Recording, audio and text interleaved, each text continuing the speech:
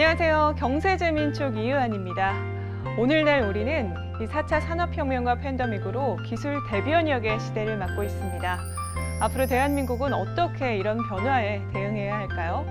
오늘 경제재민촉에서는 대한민국 과학기술계 정부 출연 연구기관을 지원하고 또 육성하는 국가과학기술연구회 김복철 이사장을 만나보겠습니다.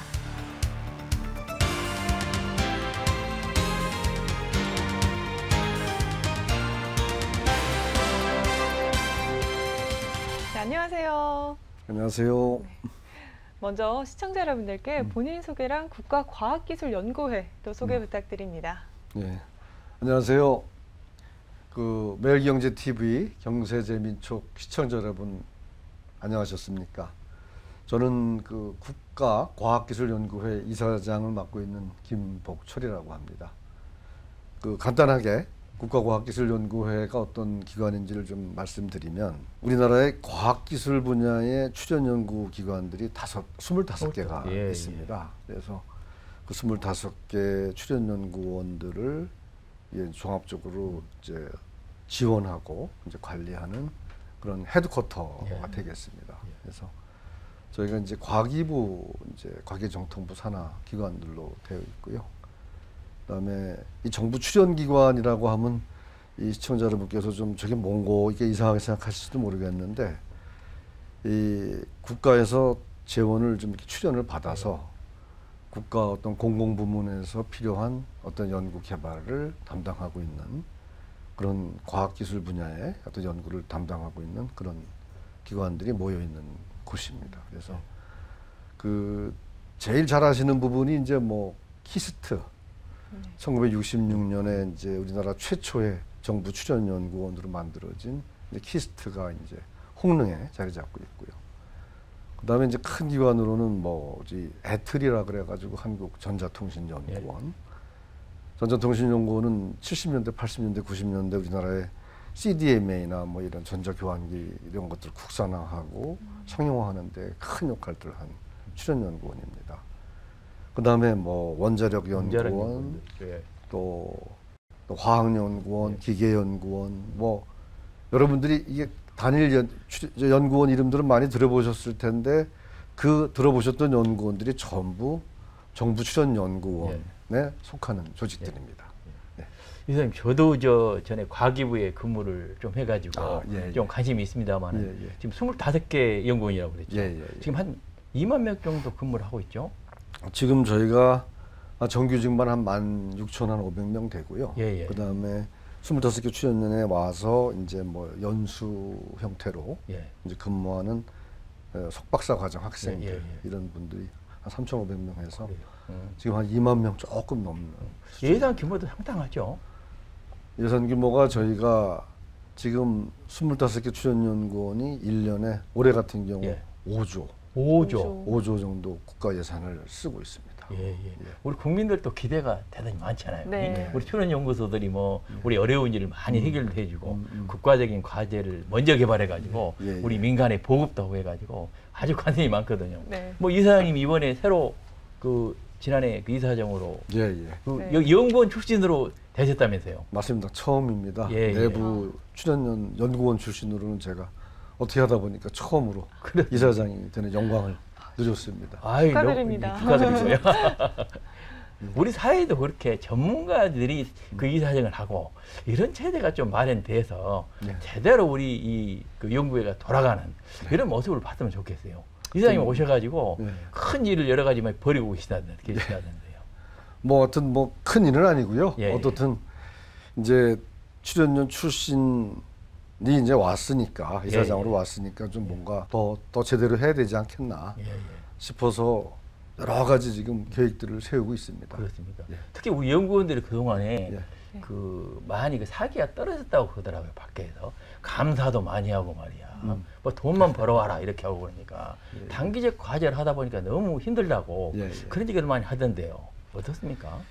여러 가지 지금 출연연들이 사실은 국가적으로 역할을 좀 더 열심히 제대로 해라 하는 이제 그런 좀 이렇게 질타도 좀 받고 있습니다. 받고 있는데 이제 그러려면 이제 연구원들이 정말 좀 이런 몰입 환경에서 그렇죠. 제대로 연구를 할 수 있는 어떤 예. 그런 이제 환경이 만들어져야 되는데 예. 아무래도 이제 국가 출연기관으로서 또 공공기관으로서 이렇게 좀 이제 운영이 되다 보니까 네. 정부 차원에서는 또 좀 관리도 그렇죠. 좀 해야 되고 예, 예.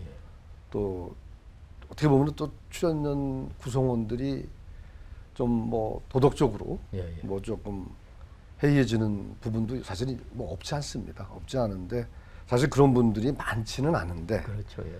대부분의 분들은 열심히 정말 조직을 위해서 국가를 위해서 열심히 연구들을 하고 있는데 일부 좀 이제 그런 분들이 문제를 이제 일으키는 경우에 이제 그런 경우에 이제 그런 부분들을 좀 이제 시정하기 위해서 여러 가지 뭐 감사 그렇습니다. 또 예. 제도가 강화가 되고 규제 조건이 들어오고 뭐 이러다 보니까 이제 출연연구원 조직이 좀 굉장히 좀 이렇게 좀 경직된 그런 어떤 제도를 예. 갖고 있는 그런 조직이 좀 됐어요. 예. 그래서 이제 그런 부분들이 지금 정부에서도 충분히 지금 문제를 인식을 하고 계시고 그런 차원에서 좀 이제 또 현재 문재인 정부에서는 이 사람 중심의 어떤 환경을 많이 이제 또 추구를 하셨기 때문에 그런 차원에서 출연연들이 지금 이제 좀 더 이제 연구자다운 환경에 그렇죠. 이제 예. 가져갈 수 있도록 환경을 만들 수 있도록 지금 여러 가지 정책들이 지금 시도가 되고 있고요. 아, 기대하겠습니다. 예, 조금씩 좀 지금 나아지고 있다고 좀 보여집니다. 네. 예. 네, 또 이사장님께서는 이 출연연의 네. 융합 생태계에 대해서 강조 주시고 계시는데 예, 예. 제가 궁금한 것이 이 융합 연구를 특별히 이 강조하시는 이유랑 또 이를 위해서 어떠한 사업을 추진하고 계시는지도 궁금합니다. 예, 지금 이제 이 세계는 지금 점점 복잡해지고 있고 그렇죠. 과학 기술은 네. 지금 점점 고도화돼 가고 있고 이런 환경에서 지금 이제 이 연구자들이 연구 개체들이 이제 각자 도생하는 형태로 해가지고는 더 큰 어떤 결과들을 더 큰 어떤 성과들을 만들어내기가 어렵습니다. 그다음에 이 융합이라고 하는 거는 결국은 이 서로 좀 이렇게 이질적인 어떤 집단들이 모여서 이제 어떤 새로운 형태의 어떤 창조를 만들어내는 게 이제 지금 융합의 어떤 기본 가치거든요.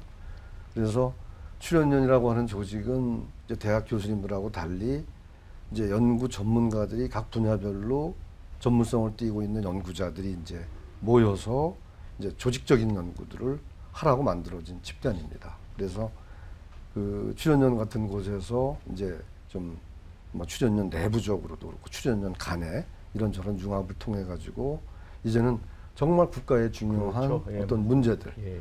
또 글로벌하게 지금 어려운 여러 가지 상황들을 이제는 과학 기술로 해결해야 하는 그런 상황들이 굉장히 점점 많아지고 그렇죠. 있기 때문에 그런 부분들을 이제 같이 협력해서 융합적으로 더 큰 가치를 더 큰 어떤 그 성과를 만들어내는 차원에서는 반드시 절대적으로 융합이 필요하다. 그래서 근데 모든 연구 과제가 다 융합으로 이루어지는 것은 아닙니다. 맞아요. 왜냐하면 25개 출연연이 이제 각자 또 정부에서 이 조직을 만들어 놓은 설립 목적들이 있기 때문에 예. 그 설립 목적에 맞는 그 정체성에 맞는 이제 분야의 어떤 연구들을 또 해나가고 그 다음에 이제 또 융합해야 될 부분은 같이 융합해서 더 큰 어떤 가치를 만들고 근데 이제 이 NST 국가과학기술연구회 같은 경우는 25개 출연연을 이제 총괄적으로 이제 지금 관리를 하는 지원하는 조직이다 보니까 각 독립된 출연연들이 자기 역할들은 제대로 해나가실 수 있도록 열심히 서포트해드리고 그 다음에 이제 모여서 같이 어떤 가치를 만들어 나가는 부분에 있어서는 이제 NST가 좀 주도적으로 이제 역할을 해야 하는데 이제 그런 차원에서 지금 지금 뭐 요즘 같은 뭐 어떤 감염병 같은 돌아갈 때는 뭐 차세대 백신이라든지 그렇죠. 그다음에 지금 전 세계적으로 뭐 양자 컴퓨팅이 앞으로 차세대에 정말 엄청난 지금 이제 캐파를 가져올 수 있는 이제 연구 영역인데 예를 들면은 뭐 지금 현재 양자 컴퓨터가 개발이 성공이 되면 현재 슈퍼컴으로 계산할 수 있는 거의 뭐 한 1년간 계산할 수 있는 그 양을 양자 컴퓨터는 몇 초 안에 이걸 풀어낸다는 그렇죠. 거잖아요. 그러니까 새로운 세계가 지금 도래하는 거거든요. 그러니까 그렇기 때문에 이제 이런 어떤 국가적으로 어떤 반드시 우리가 확보해야 하는 어떤 국가 전략 핵심 기술들 이런 것들에 있어서는 출연연들이 앞서 나가서 융합적으로 그런 영역들을 더 개척하고 만들어서 이제 어느 정도 이제 우리가 역할들을 해내고 그런 부분들이 이제 사회 파급이 돼서 이제 우리나라 대한민국이 이제 과학기술로서 어떤 세계 강국이 될 수 있도록 저희가 이제 그런 융합 어떤 생태계를 좀 만들어 나가겠다는 거고요. 어떻든 저희가 2014년에 우리 국가과학기술연구회가 이제 통합연구회로 처음으로 출범을 했습니다. 그래서 지난 한 7년 정도 이제 시간이 흘렀는데 2015년, 2016년 이때 이제 융합연구 사업들을 쭉 띄웠는데 그 사업들이 이제 한 5년 차, 6년 차가 현재 되어 가면서 지금 엄청난 성과들이 지금 나오고 있습니다. 그래서 예를 들면은 무슨 감염병 연구단 그 사업에서는 저희가 지금 어떤 감염병과 관련된 여러 가지 어떤 그 성과들을 내면서 한 350억 정도 가량의 기술 이전료를 받았고 또 항암, 암 치료 같은 그런 부분에서는 또 저희가 한 1,500억 정도의 그 1,545억 정도의 기술료를 또 받았어요. 그래서 어떻든 지금 융합연구단 사업들이 지난 한 5, 6년 동안 진행해 오면서 많은 성과들을 만들어내고 있고 이제 이 융합연구단 사업이 제대로 잘 설계된 사업군이다라는 게 이제 어느 정도 이제 검증이 됐기 때문에 이제는 이런 형태의 융합연구 사업들을 좀 더 확대를 하고 이제 그 사업을 통해서 지금 대한민국의 어떤 과학기술 쪽의 융합 생태계를 좀 더 확대를 해야 되겠다, 고도화시켜야 되겠다 하는 이제 그런 생각을 갖고 있는 거죠. 이사님 제가 각 부처들 얘기를 들어보면 각 부처들도 그런 융합 연구가 필요하다고 느껴가지고 맞습니다. 그런 프로젝트를 맡기려고 많이 하고 있더라고요. 하고 있는데 막상 맡게 보면 각 기관들 이해 다툼 때문에 이게 잘 작동이 안 된다. 이런 얘기를 많이 하더라고요. 그런 문제들을 위에서 좀 풀어야 될 텐데. 그런 부분들이 없지 않았습니다. 없지 않았는데 어떻든 이 융합연구단 사업을 통해서 사실은 뭐 저희가 뭐 온사이트냐 뭐 각 기관에서 흩어져서 연구를 하냐 뭐 여러 가지 방법들이 있었는데 하여튼 온사이트건 뭐 흩어져서 연구하던 간에 같은 주제로 여러 어떤 이질 집단들이 모여서 융합연구를 했고 그 융합연구를 통해서 엄청난 성과를 거둬내고 있기 때문에 이런저런 문제점들은 사실은 좀 있었지만 그런 문제점들을 더 보완해서 이제는 융합연구를 한 단계 좀 고도화하고 그 고도화한 어떤 융합연구 체제를 가지고 또 이제 다시 한번 또 저희가 새롭게 트라이 해보면 전체적으로 이제 앞으로 계속 이제 시간이 지나가면서 좀 체제가 진화가 될 거라고. 그럼 이사님 플랫폼 차원에서 각 출연연구소에 있는 그 연구자들이 융합연구를 위해서 모여가지고 자기 사무실에 있으면서도 하고 또 모여서도 하고 이런 식으로 지금 하고 있습니까? 그렇습니다. 아 그래요? 그러니까 지금 왜냐하면은 이공계통의 특성상 그 장비들을 옮길 수가 없는 대형 장비들이 많이 있습니다. 그래서 그런 경우에는 각자 기관에서 역할들을 해내는 것이고, 그 다음에 이제 예를 들면 뭐 이제 뭐 컴퓨터나 소프트웨어나 이런 부분들은 이제 어떤 관련된 기기만 모아놓으면 이제 또 가능해지니까 그런 것들을 이제 그런 경우에는 이제 모여서 또 이제 하고. 그래서 처음에는 사실은 그 온사이트 한 사이트에 모여서 같이 융합연구를 하는 거에 대해서 사실은 연구자들 자신들도 좀 반발들이 많았어요. 불편하니까. 그 살던 데 놔두고 딴 지역에 가서 이걸 뭐 주중에 연구를 해야 되니까. 근데 그게 막상 이제 좀 그래도 강하게 밀어붙여가지고 이제 그거를 해보니 생각하지 못했던 이제 시너지들이 여러 분야의 사람들이 모여서 이제 같이 뭐 하다 보니까 이제 생각하지 못했던 것들이 이제 생기는 거죠. 이분들도 이게 융합이구나. 더구나 요새는 이제 언택트 시대가 돼가지고 그렇게 이제 온라인으로 협조하는 게 너무 당연하게 느끼고 그래 하고 있지 않습니까? 그래서 융합연구도 앞으로 크게 발전화될 것 같아요. 그렇습니다. 지금 더더군다나 지금 코로나 때문에 이제 언택트지만은 뭐 화상회의나 이런 것들이 워낙 지금 보편화되어 있기 때문에 이제 이런 부분들도 지금 이제 새롭게 만들어지는 융합연구 형태의 하나의 이제 큰 어떤 방안으로 이제 만들어질 겁니다. 네. 우리 정부에서도 예산을 집중적으로 융합연계 투입을 좀 해야 될 것 같아요. 그래서 앞으로 모든 문제가 융합적인 차원 아니겠습니까? 맞습니다. 그러니까 모든 걸 다 융합으로 해결하기는 어렵지만 정말로 이런 큰 도전들, 그렇습니다. 정말 어떤 게임 체인지를 할 수 있는 어떤 그런 부분들, 뭐 여러 가지로 어떻든 앞으로 이제는 점점 과학기술이 고도화돼 가는 이 상황에서 국가의 어떤 핵심 전략 기술들 같은 경우는 반드시 우리가 확보를 해야 할 것이고, 맞습니다.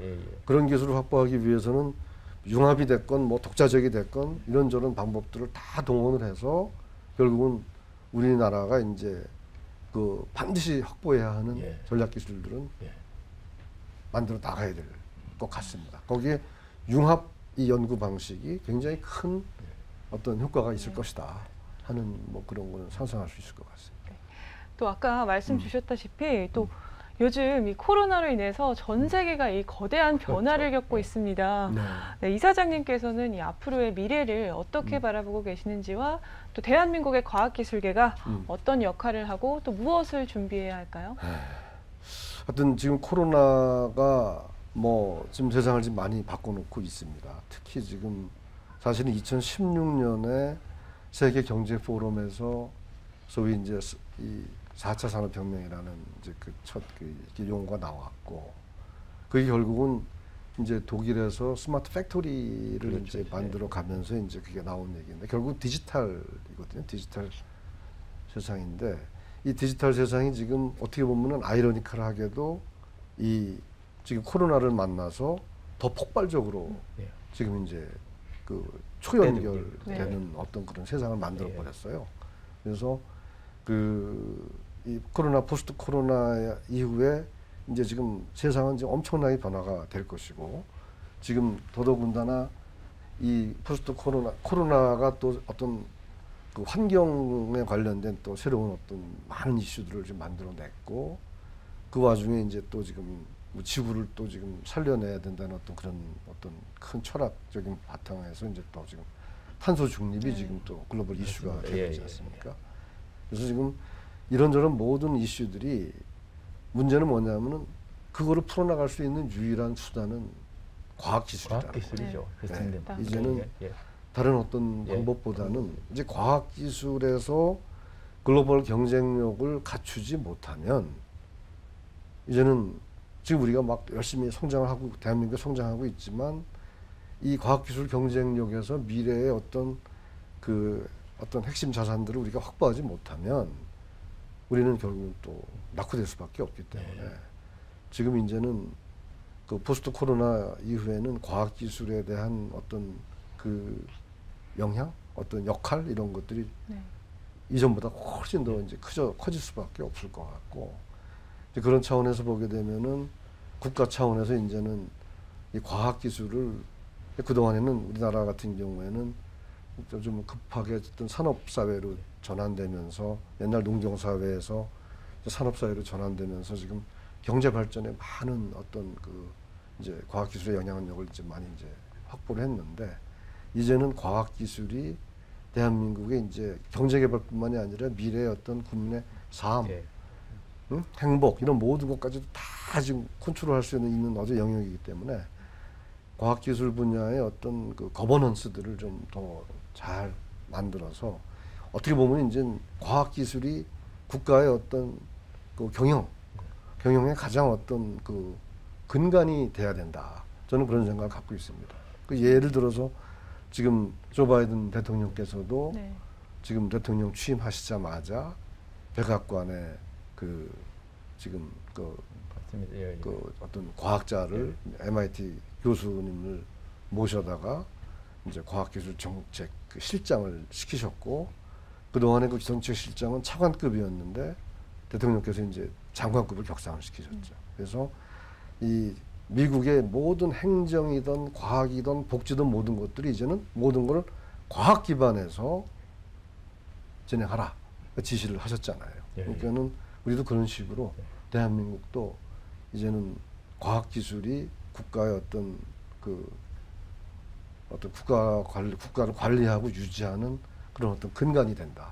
그런 면에서는 좀 더 과학기술을 좀 더 이제 좀 더 가치를 올려놓고 그걸 근간으로 해서 대한민국의 어떤 경영을 끌고 나갈 수 있는 그런 좀 환경이 만들어졌으면 좋겠다. 그리고 이제 결국 과학기술자들이 정말 무역을 가지고 대한민국 과학기술자로서 역할을 10분, 12분 발휘해서 국가 발전에 기여할 수 있는 그런 어떤 환경들을 잘 또 만들어 주시면은 아마 좀 대한민국의 어떤 미래가 뭐 훨씬 더 밝을 것 같습니다. 네, 이 앞으로 이 국가과학기술연구회를 어떻게 이끌어 나가실지 정말 기대가 되는데요. 네. 향후 계획과 혹시 임기 동안에 이루시고 싶으신 목표가 있으실까요? 예, 뭐 목표는 많죠. 많은데 뭐 다 말씀드릴 수는 없고, 하여튼 아까 초반에 잠깐 말씀을 드렸는데 저는 개인적으로는 출연연구원들이 제가 30여 년 전에 그 출연연에 입소할 때 저는 굉장히 자부심을 갖고 입소를 했습니다. 그 70년대, 80년대, 90년대는 정말로 이 정부 출연연구원들이 국가 발전을 위해서 큰 역할을 할 때였으니까요. 그래서 굉장히 국가 어떤 과학자라는 걸 자부심을 갖고 들어왔는데, 사실은 이제 2000년대, 2010년대 이제 들어오면서 출연연의 역할들이 조금 이렇게 좀 축소된 부분이 있고, 또 저희가 좀 사실은 좀 포지셔닝을 좀 못한 부분도 사실은 있는데, 어떻든 지금 요즘 같은 경우는 보면은 좀 이렇게 우리 과학자들이, 우리 출연연에 근무하는 과학자들이 그런 좀 자긍심이나 이런 부분들이 좀 떨어져 있는 것 같아요. 예. 그래서 저는 제가 이사장으로서 우리 같은 정말 출연연들이 미래 경쟁력을 어떻게 해서라도 더 확보를 하고 국가와 어떤 인류를 위해서 진짜 좀 더 의미 있는 역할들을 과학기술로서 해낼 수 있는 그런 좀 정말 건강한 조직, 좀 경쟁력이 있는 조직으로 좀 만들어 나갈 수 있는 어떤 기반을 좀 확실히 만들고 싶다. 그래서 그걸 통해서 우리 출연연 연구자들이 좀 자긍심을 회복하고 좀 자존감을 좀 가지고 국가와 어떤 과학기술 발전에 좀 선도적으로, 주도적으로 어떤 역할들을 할 수 있는 어떤 그런 분위기, 그걸 좀 만들고 싶고, 그렇게 하기 위해서는 뭐 매일 일만 시킬 게 아니라 정말 이 사람들이 제대로 연구할 수 있는 또 연구 환경을 만들어 줘야 되는데, 신나게 일할 수 있는 그런 환경을 어떻게 만들어 드릴 수 있을까? 그런 차원에서 이제 제가 출연연 연구자 출신이니까 그 이제 그쪽 상황을 누구보다 잘 아니까 그런 것들을 좀 잘 만들어서 이제 정말 출연연이, 정부 출연연구원들이 정말 국가와 국민들에게 이렇게 좀 성과로서 잘 보답할 수 있는 그런 출연연구원들이 좀 될 수 있도록 저희가 꼭 그렇게 좀 만들고 싶습니다. 이사님 말씀 들어보니까요, 대한민국 미래가 우리 출연연구소에 딱 그 희망을 주는 이런 일 될 것 같은 느낌이 듭니다. 네. 열심히 해보겠습니다. 네, 앞으로의 에이스 이사장님의 행보에 응원하겠습니다. 감사합니다. 미래 산업의 중추적 역할을 하는 이 대한민국의 과학기술이 어디까지 발전할 수 있을지 정말 궁금한데요. 세계 속에서 성장하는 한국 과학기술의 미래를 기대해 보겠습니다. 오늘 경제재민촉에서는 국가과학기술연구회 김복철 이사장님과 대화 나눠봤습니다. 오늘 나와주셔서 고맙습니다. 감사합니다. 감사합니다.